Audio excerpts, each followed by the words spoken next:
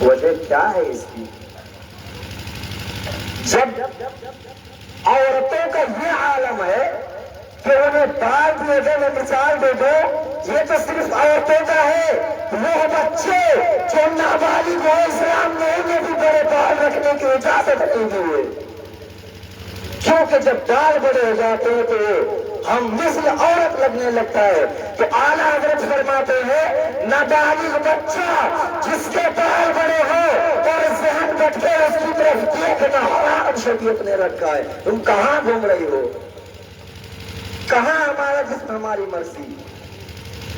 المختصر، میں موضوع سے نہیں بھٹک رہا ہوں، میں چل رہا ہوں۔ سیدہ زینب رضی اللہ عنہ ننگی پیٹھ پر سوار ہے، ننگی پیٹھ پر۔ جب اتنا کہا نا اس صحابی رسول کو تو انہوں نے 4000 دینار دے کر امام حسین کے سر کو آگے رکھایا۔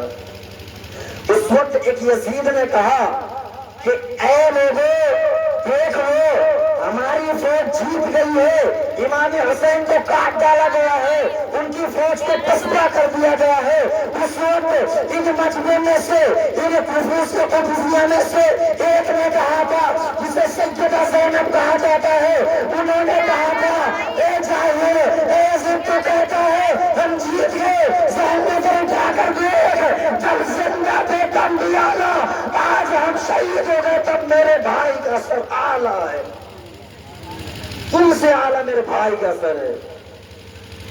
قافلہ چل رہا ہے، قافلہ چل رہا ہے راستے پر۔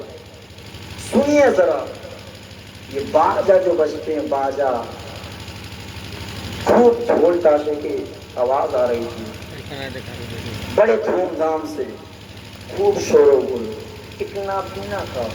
اچھا، جو مانگنے والے نابینا ہوتے ہیں نا، انہیں تجربہ ہوتا ہے کہ اگر ڈھول تاشے بجیں گے تو دولہا ضرور آئے گا۔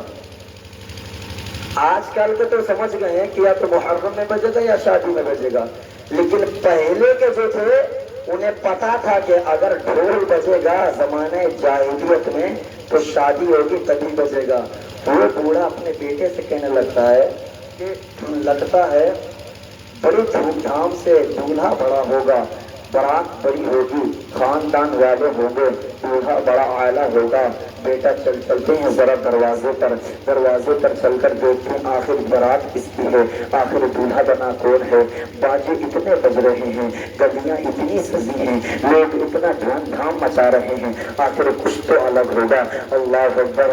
جب اس کا بیٹا سامنے آتا ہے، باہر آنے کے بعد اس بوڑھے نے وصیت کی تھی کہ جب دولہا سامنے آ جائے تو مجھے کون مار دینا، جس کی وجہ سے میں اس سے کچھ مانگ لوں گا، چونکہ جو بڑے ہوتے ہیں نا تو پھر وہ نوازتے بھی بہت بڑھیا طریقے سے ہیں، بہت اعلیٰ نوازا کرتے ہیں۔ اللہ اکبر۔ جب یہ مقام اور